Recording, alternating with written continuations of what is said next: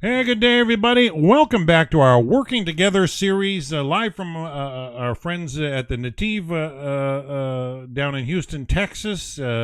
Always good to be with these folks. Nice folks, give wonderful insights into the teachings. But we're joined by Rabbi Karmi Ingber. Always fun. We've been going through lately some of his wonderful book, Where the Heavens Kiss the Earth. Excellent material. It's something you can find on Amazon. I recommend it. But Rabbi's going through it here, which is a joy. So let's just jump right in and go to the Rabbi. Shalom, Okay, Rabbi hello Ingber. everybody. Yeah, we're going to turn Hello the class everybody. over How to are you all you. doing? You're live. Okay, good to see everybody. Hope everyone's doing well. Okay, we're gonna jump in. We'll pick up a little bit where we left off. We missed last week, but we're gonna roll them a little bit this week because there's a lot of stuff going on. A lot of stuff.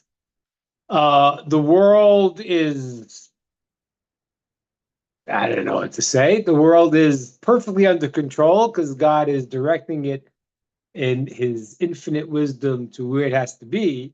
And there are some very bad players who are trying to do their thing. And thank God, many of them are being eliminated.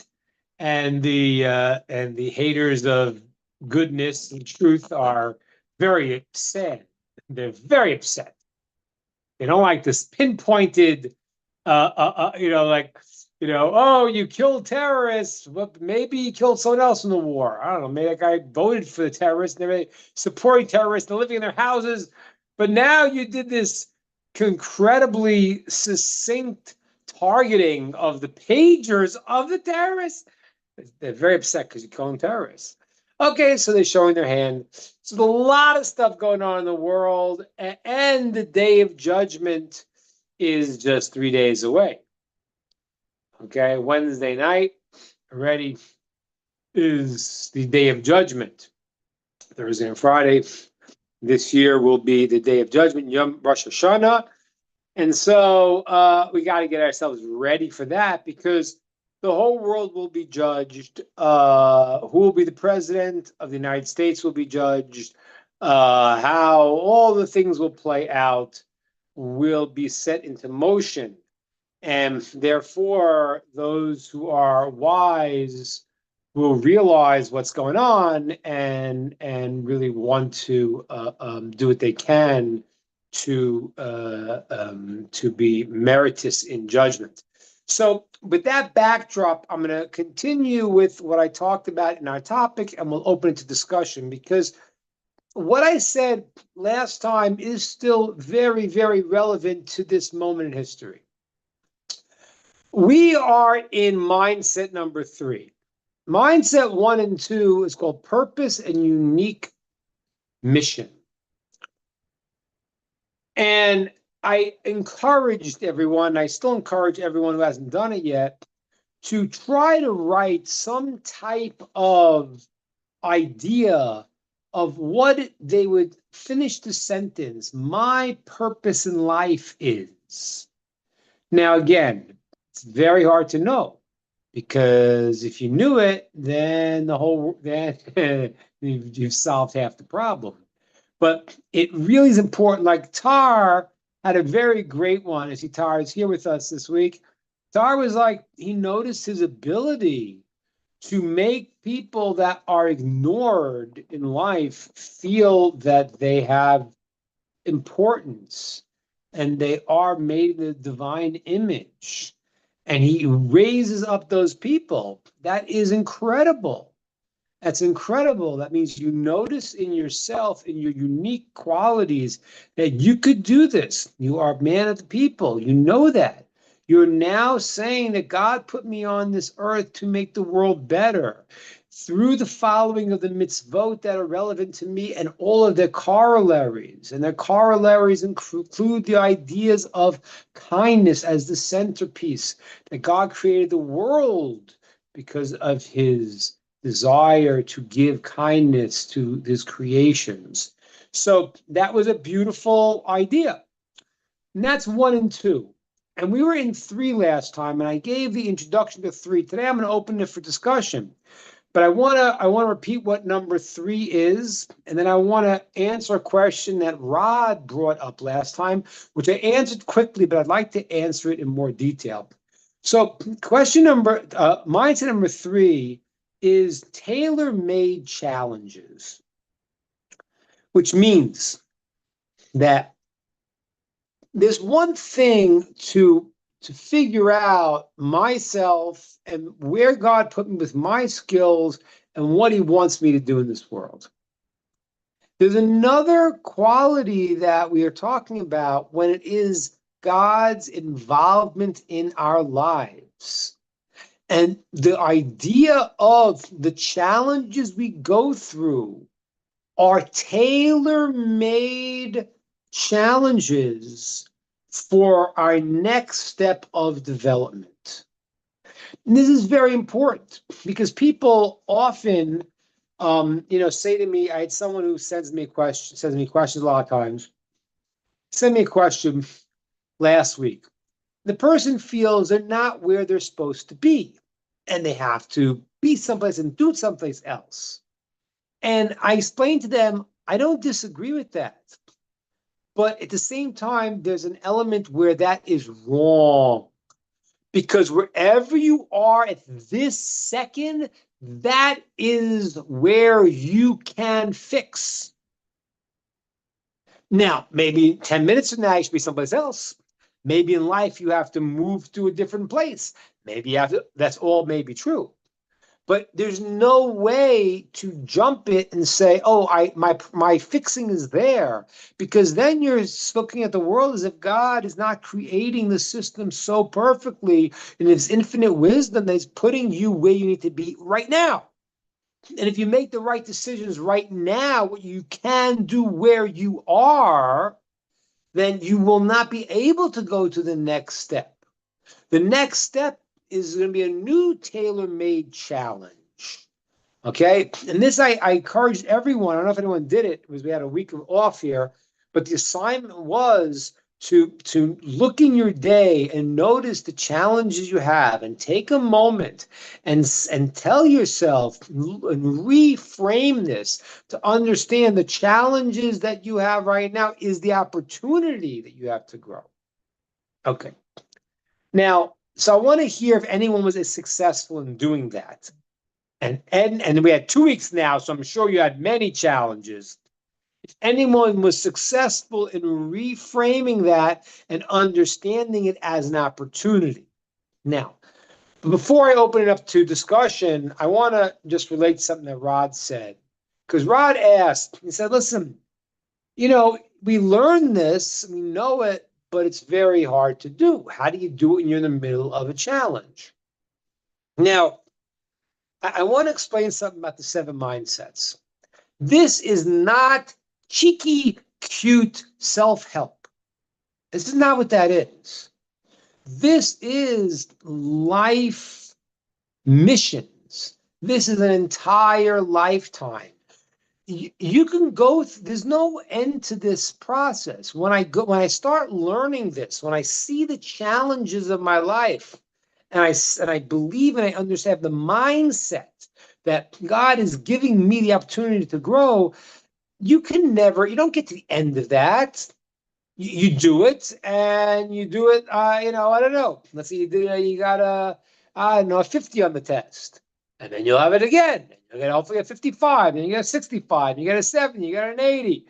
Whatever it is you're doing, there's no end to the process because it's always going to give you a new challenge. Every time you did it and you got to the place and you said, you know what, I got it. I have the mindset. And then to develop yourself in a deeper way, you'll get a challenge in a way you didn't understand it. That's like in the story of Abraham when he brings Isaac as the offering. So it says the force of negativity tries to trick him. Tries to trick him in various ways and says to him, "What, you crazy? What do you do? How can you do this?" And then when he fights off this force of negativity, the force of negativity says, Satan says to him, Don't worry, I heard it. I heard it already said that you're not going to have to do this. Now you don't understand how deep that challenge is, because now it undermines the whole thing.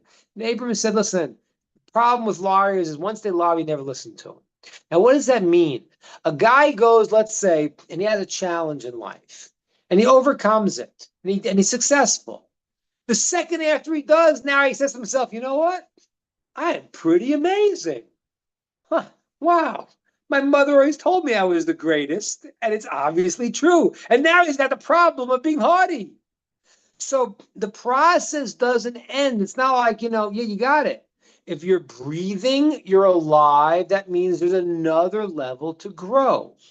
So this is not a one and done process. This is a process that we always have to come back to. We don't, but I see even the process number one, when I said to define what's your goal in life, what is your purpose, nobody knows that 100%. You can't. If you did, then yeah, then you'd be on a whole different world level. As a matter of fact, that was one of the things we used to ask the prophets. The Jewish people had, we talk about, 42 prophets and 7 female prophets. Those are the prophecies that are written down for future generations.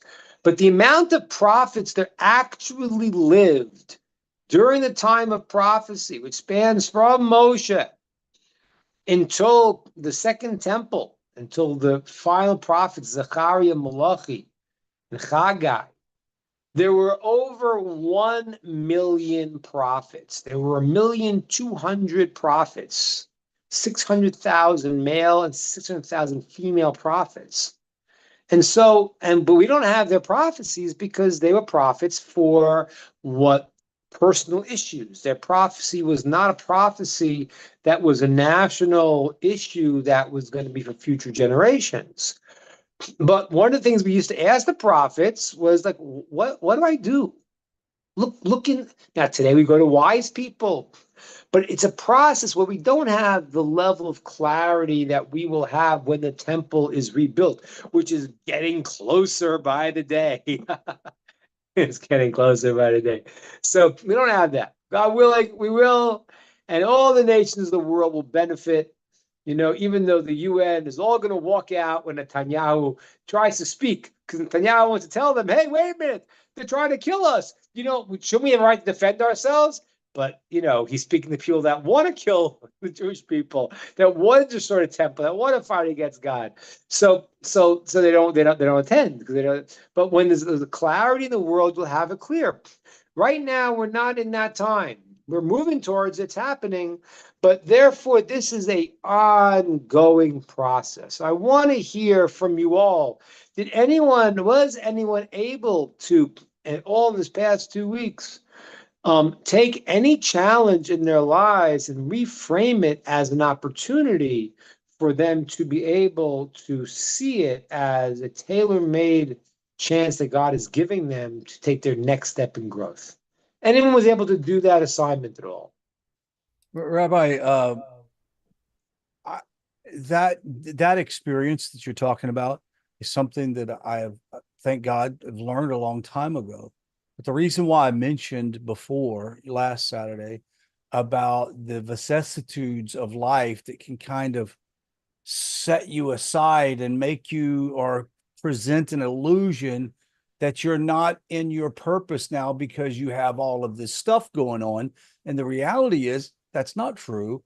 What the reality is, and what's helped me and what helped me again this last week, was to realize no matter what, I'm in my purpose because I'm breathing and I love Hashem and I want to follow after his ordinances.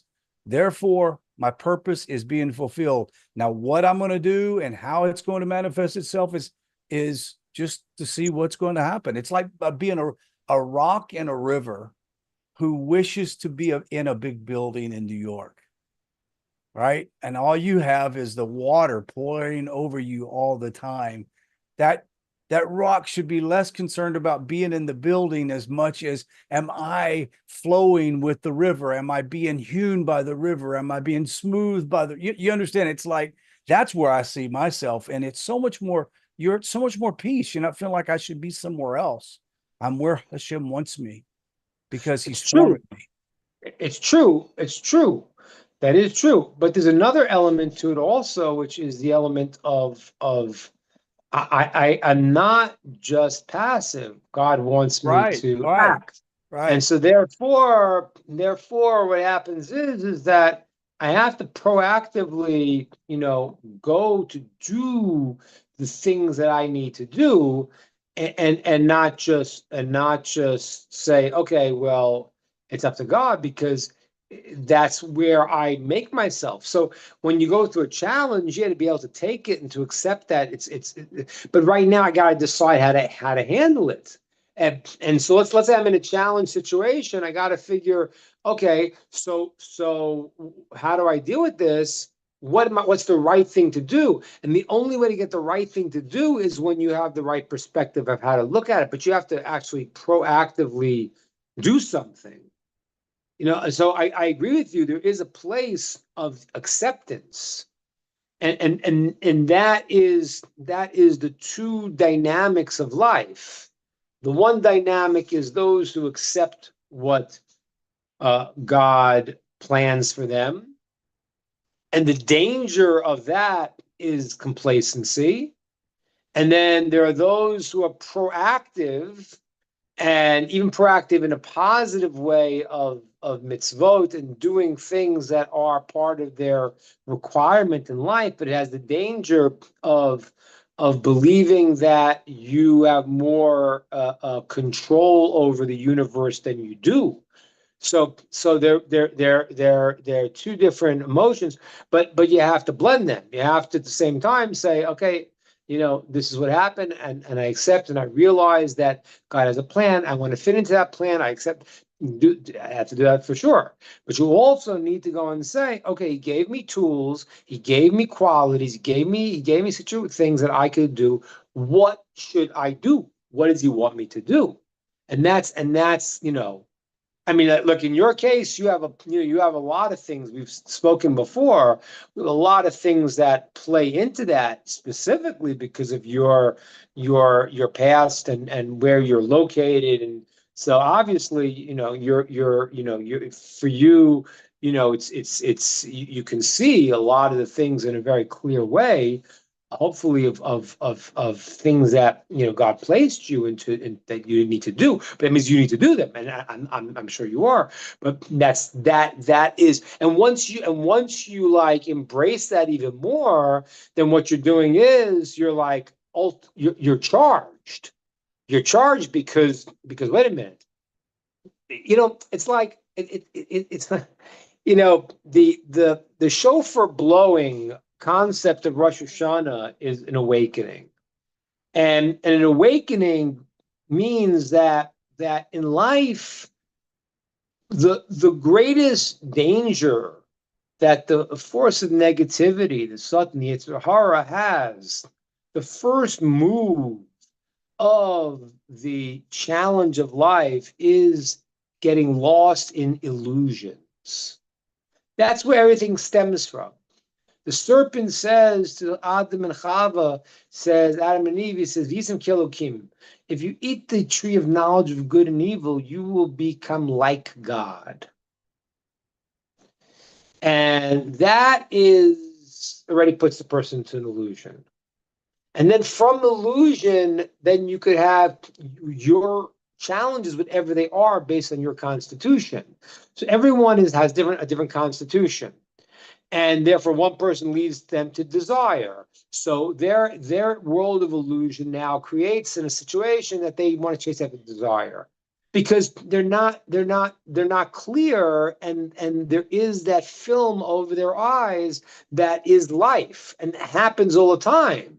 It's not life in the sense that it's what God wants them. It's the challenge of life. It's the challenge of the force of negative, challenge of Yetzer Hara.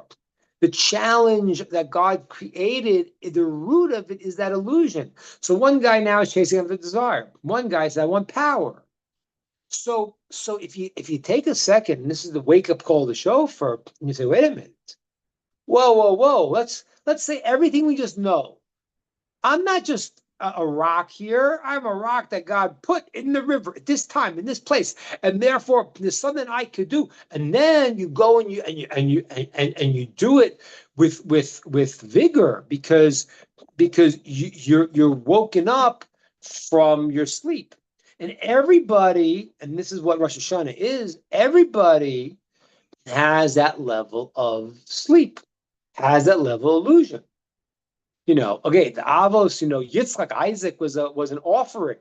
He was a person that had died, came back to life on the altar. So he's a person that's living his life. This is what it means. He was blind. He was living in complete connection to God. He was not functioning in a way that he could ever get lost because he was told. The Avos, the forefathers, reached that level.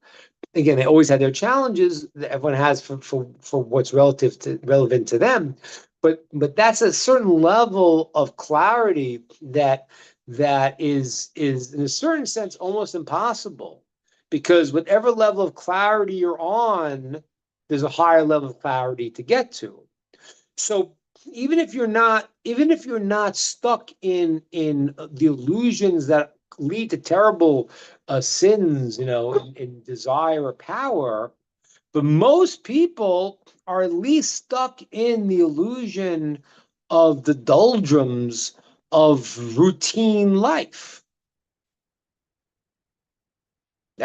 Yeah, okay, I did this yesterday. I did it. Yes. No. Every second is a different reality and a different job. Every second.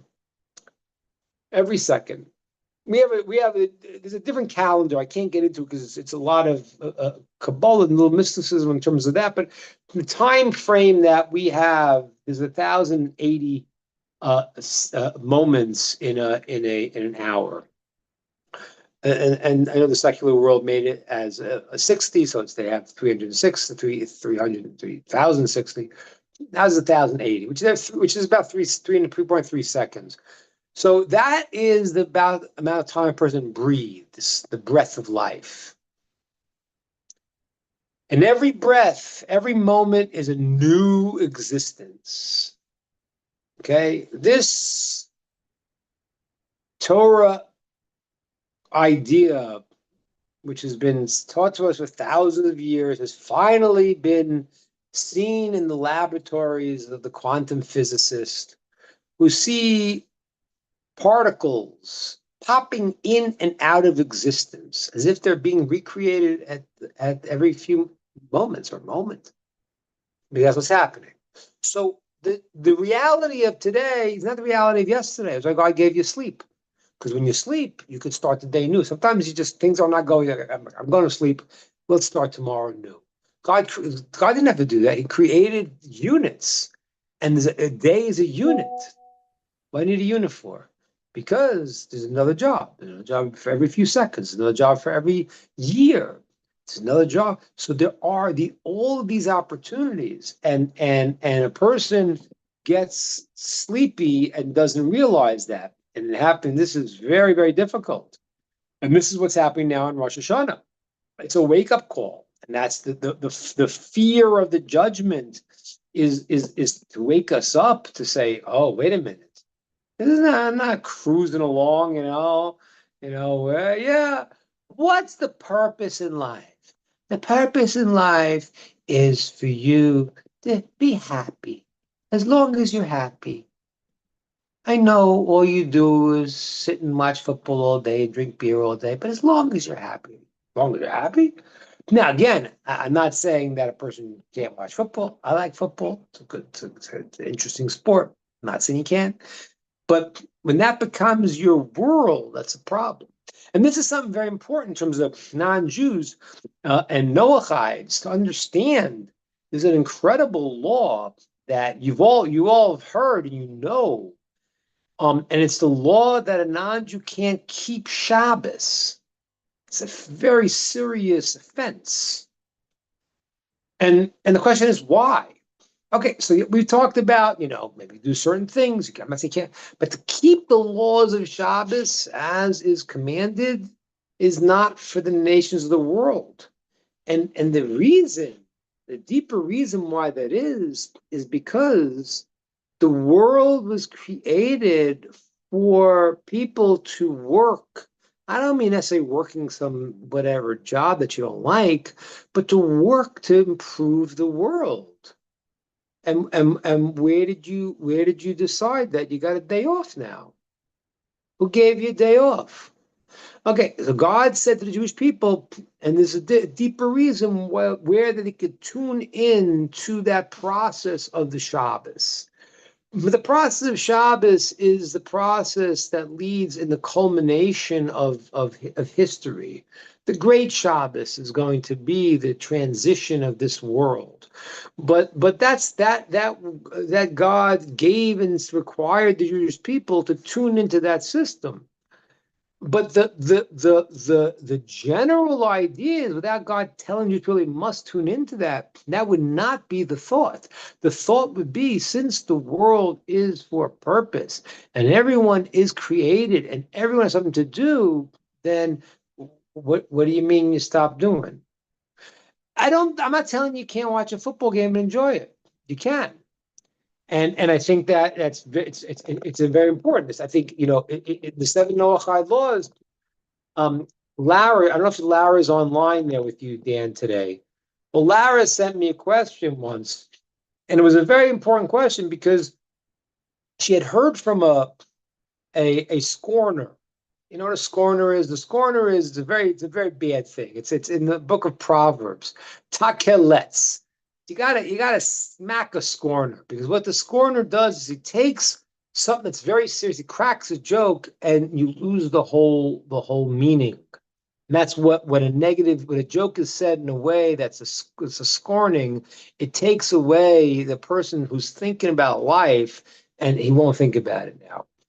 That's what they're doing on late night television. They try to find oh, they're eating the dogs, they're eating the cats. They take the hey guy, whatever it is, the town's falling apart. Whether they're eating the cats, they're not eating the cats, they're eating the dogs, not eating the dogs, the town's falling apart. What are you deluding us with this joke? You're a scorner. You're taking the concept that you have to hear, and you're flipping it to distract people. So she had Lara had a scorner who was like, a lot of times the rabbis are making like the seven Noahide laws like Judaism light.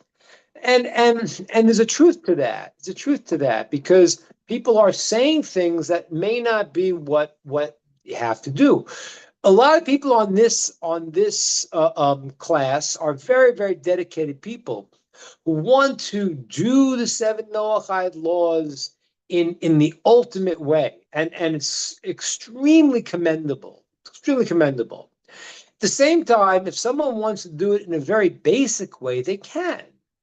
They can. So, I'm telling you deeper stuff where, you're growing. But if somebody wants to go and keep the laws of morality, and they want to go fishing, listen to some John Prine, go fishing in this, whistling, and I forgot what that song is. But, they're allowed, they could do that. They could do it. You don't have to be in the Jewish process. It's a 24/7 job. And I always tell this to people who want to convert. It truly is. The minute you wake up to the minute you go to bed. And I have to justify anytime I take a break. Now, I'm allowed to take a break, because if I don't take a break, I won't have the energy to keep going. But I need to justify that, because the Jewish requirement, 613 commandments, is to be working in the king's court, and that's a 24/7 job. Now, Noachai is an important mission too, and they have to keep the righteousness of the world. But if somebody says, "Hey, listen, I don't, I like to relax," right? That's totally acceptable. You can keep the seven Noachai laws and not make it a 24/7 mission. And if you want to, you could increase that. That's up to you. That's totally within the framework. And so therefore, what this person said to Lara, in a certain sense, people sometimes, and I'm not trying to do. I'm trying to tell you, you have to 24/7 go. If you want to, we'll talk about that because you can. Because God's involved in your life and involved in your growth. You want to take it, you don't want to work that hard. You want to keep the 7 Noachah laws, live a righteous, happy life, and not too hard. You are within your rights to do that. That's totally fine. The thing is that every person feels they want to grow. It's a natural component of our existence. And I always tell you, when the Constitution is a very wonderful document. But one of the mistakes is they shouldn't have said the pursuit of happiness. Life, liberty, and the pursuit of meaning would have been a better way to say it. Because the pursuit of happiness, it's like my rabbi used to always say, you could pursue it, but you can't catch it. Because now you think it's a thing. You think happiness is, I'm pursuing it. So it's that new car. If I pursue that, I'll be happy. But then you get the car, you're not happy.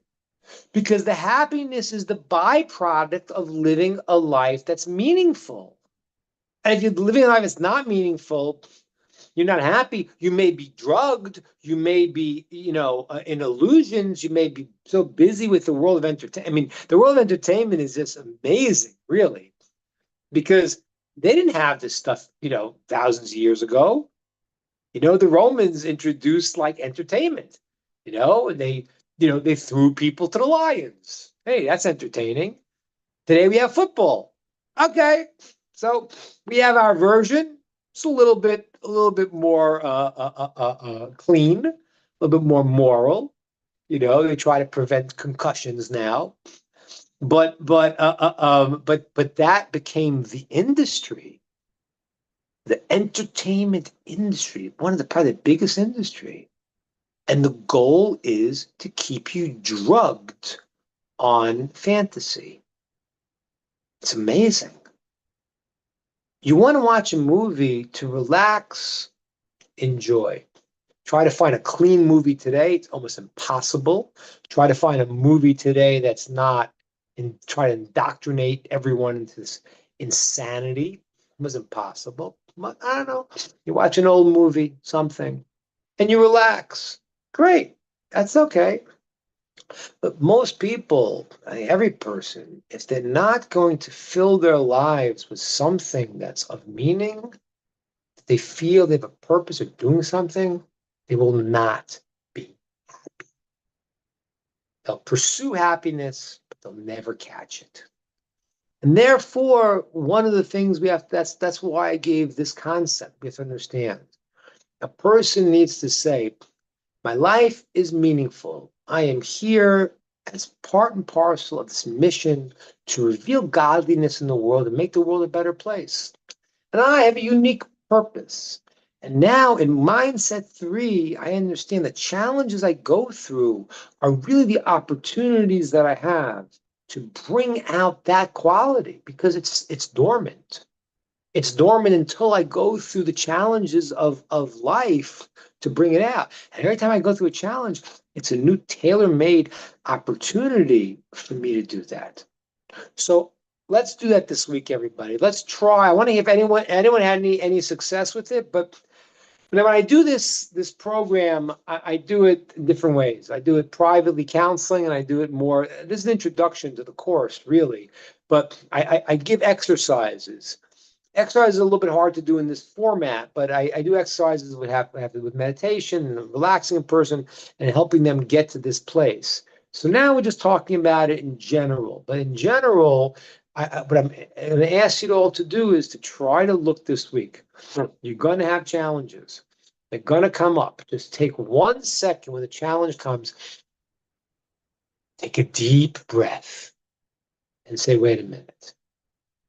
There's some gold in the mines.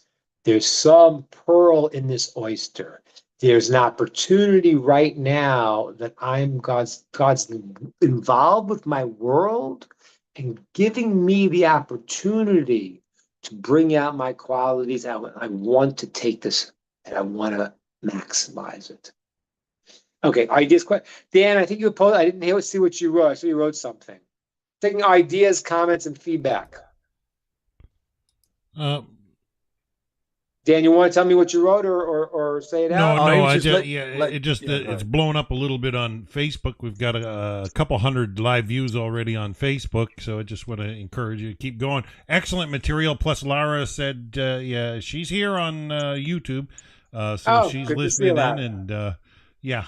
Just know you're appreciated. Excellent themes, topics. The points are live and relevant. And myself, speaking of personal trials and tests, I've always had difficulty with provocation, and never saw it for what it really was. It was one of those personal tests that just kept coming up over and over and over and over. And then I find my life situation, I kind of semi-retired a number of years ago when I started doing these broadcasts. And I'm so thankful for the Jewish people for being patient with me. But I'll tell you, provocation has always been one of those things that just rubbed me the wrong way, like nails on a chalkboard. And then I find myself doing, I ended up doing security with a bundle of drug addicts, and you get tested with provocation even more and more and more. But I never understood a lot about the way it just seems to jump out and what my response is supposed to be. I always try to weigh it out situationally rather than think I have the opportunity to deal with this one way or the other. And so since you the last, I've had to deal with issues and I just stopped and I think, okay, why is this person being provoking at this moment when they're clearly in the wrong place? And I'm doing security, and so I've got to deal with it, but I look at it in a different light and walk through it in a peaceful manner. And the situations didn't escalate in the last week, and so I'm thankful that this thick skull of mine, some things get through, but it's taken decades and decades and decades, rather than being a quick reactive response and overcharged response. And anyways, that's me. Great. That's great, Dan. That's amazing. And I want to encourage you something else. There's a verse in the prophets that says, God does not want the death of people who are stuck. He waits for them until the last minute. So you look at your life, and God keeps giving you the same test over and over again. That means He hasn't given up on you. Isn't that great? The fact that the provocation thing returns means it's an opportunity.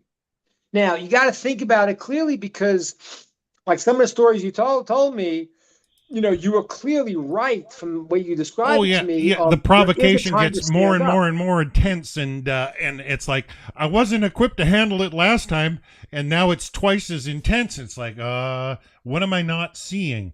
And because you don't want to overreact, and so it's like, trying to bite your lip and be silent, trying to learn when. Right, and there's a process here, because what happens is that anger is a very dangerous trait, and so much so that when we get angry, we lose it, and it could actually sometimes is compared to idolatry, because a person, when they feel angry, they lose all control and they could do crazy stuff. But there's a place in a person where a person is not supposed to be placid and compliant and sitting there and indifferent. Sometimes you have to stand up and take a stand, and that looks like anger. What's the difference between negative anger and positive response? So the question is how it hits you as an individual. See, a lot of times when we are angry, we feel provoked, there's a place where it touches us personally, and there now we're losing the grander picture of it. Moshe is commanded before he dies to go and fight against the Midianites. because they caused a chil Hashem, a desecration of God's name. And Moshe fixed up anger because he did it because he not the personal anger. He did it because it was the right thing to do and he had to do it. You know, this whole idiocy going on in the world right now, a person who is compassionate on terrorists is cruel to everyone else. And it's just, you know, it's just Monday morning quarterback, because if they were lobbing bombs if you know, thousands of bombs, you know, I have students living up north who can't go into their homes. I have friends who are displaced. And you understand, 70,000 people in a you know, 5 million person country, that's a tremendous number. It's like in America, 350 million people. Israel's a small country the size of New Jersey.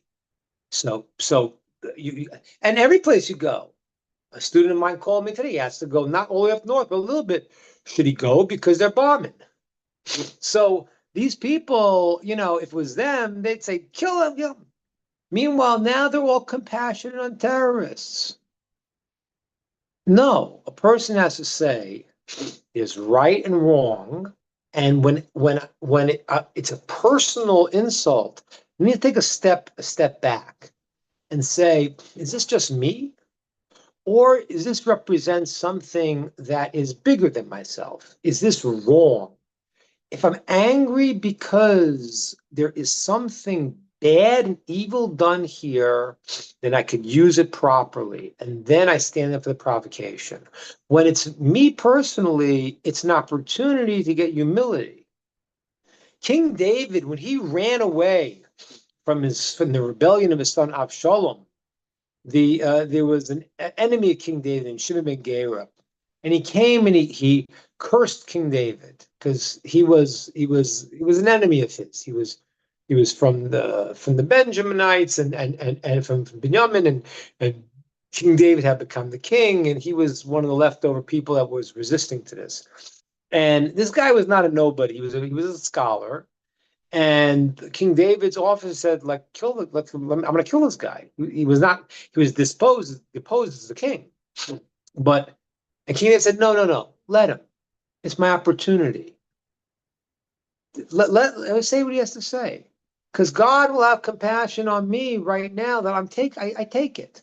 Maimonides said that the greatest day in his life was there was a case where somebody really went and insulted him, and he took it. Now, sometimes you can't, because if a person's a Torah scholar and someone is insulting him, he can't let go, because if they're insulting him personally, he can let it go. If they're insulting God and God's Torah, he has to stand up. But that's the place to look when it hits you personally. Why does it bother you so much? Why is this provoking you? What point is it hitting you? Very often what is hitting in you is because there's a place where what the guy is doing, you can almost relate to. People see the world through their glasses. People who are very positive don't get upset about certain things. When somebody bugs me a lot, I have to look at myself, because there may be a place in myself where I feel I have that trait also. So I have to be very, very careful when I get angry. But it doesn't mean you can't. It means that you have to fix it. It's an opportunity, because listen to this, Dad. Every place that is your greatest challenge is where your greatness lies. It's almost always the case. So when you stand up for truth, that is a quality that you have, that God gave you. And I know it's true because I see what you're doing with this whole podcast. I see what you're doing. You're a person saying, wait a minute, I feel the need to straighten out and to say truth in the world. So I know it's a trait of yours. And then the challenge is when it's the provocation that's a personal one that you could let go and say, you know what? Okay. Even as an experiment, try it. Try. It's a very hard experiment, but try it. Try when someone just offends you personally. take a minute and say, you know what? Like King David said, you know what? Okay, I'll let it roll off me. Maybe this is my chance to be a little more humble. But don't forego when it's something of importance, and it's not just your honor, but it's the honor of truth. Then you can't forego that. Then you can't forego that. It's a verse. Ohave Hashem sinu ra. The ones that love God hate evil. I'm not okay with terrorism. I'm not okay with it. These people who are the so-called loving people who love the terrorists, they are the biggest liars and phonies in the world. And I don't care because I'm not trying to convince them. You know, to go into these places and try to say, you know, Israel has a right to defend itself. Who are you telling this to? You're telling to a guy who wants to kill you. I know that. My parents were in the Holocaust. I know that. I know that very well. So who are you talking to? So but I don't have to convince that. That's insanity. But a person who sees evil in the world and is not bothered by it and rationalizes it, there's a place where he's a member of that evil cohort. That's why he's doing it. So good for you, Dan. Very good. Stand up for truth. Stand up for goodness. Don't be afraid. Thank you, Rabbi. Awesome. Rabbi, Lara had sent a message in that she said, a few people here are asking about your counseling sessions. Can you provide any more information? She said, thank you. Yeah, you can email me, rabbiingber@gmail.com, and set up. I do different things depending on what people need. So, you know, the systems that I use is really a Torah-based system. I do have, I do have training in the area. I'm trained as an NLP practitioner. I have a master's. But my real approach to counseling is a Torah approach. I've used some of the concepts like in NLP, hypnotherapy, meditation, brief systems therapy, solution focused therapy. But honestly, I don't use anything that I don't think is a Torah based system, because I find that it's wrong. I find many counseling systems to be very detrimental. For example, marriage counseling. I was working with a couple. They had seen a secular counselor, and it's going very bad, and very poorly. And I had 2 sessions with them, and things transformed dramatically. And it wasn't because of me. It wasn't because I'm smart or whatever. It was because the counselor they were using was using a system of how male and female interact that's wrong. Go look at any therapy system. You will find that 10 years from now they're saying, that's stupid. Yeah, I always tell you, when I was a young parent, we read, Dr. Spock's books. Now they say, oh, that's child abuse, So I don't use any system I use. I only use it as really things that I see that are based in Torah systems. For example, NLP, neuro-linguistic programming techniques, are really based on the Muslim movement and the Torah ideas of the power of visualization, the power of the auditory system, the power of feeling what you're doing. So anyone can email me, rabbiingber@gmail.com. I only take on a certain amount of clients because Right. I'm teaching Torah most of the day. But this is part of something that I do. I think is important. I take up to 8 to 10 clients at a time. That's the most I could take. And Rabbi, she's also asking if your counseling sessions are only for males. I know you just mentioned the example of a marriage scenario, but no, I counsel. You don't have any aversion to No. So that's Rabbi Ingber, INGBER @gmail.com. Yeah. Okay. Yeah. Thank you. Yeah. And I do this also even with this system of the 7 mindsets we're doing, which is because you see, like I'm talking a lot now. I'm saying, this idea, that idea, but to really, and this is what Rod asked me before, how do you feel when you're in a challenge? How do you feel that sense of this is an opportunity? That's very hard. To say it in words is easy, but to feel it, then we need to do some work, because people find that, well, I can't because I'm always nervous because, as a child I felt pressure and I felt I wasn't good enough, and now I'm responding to that. I don't do stuff that's like Freudian, that goes into getting stuck in the past. But whatever past things I need to do just to bring out where a person's having a challenge and get past it. So I also do that to help people to attain the mindsets that I think are crucial for living a healthy life. Okay.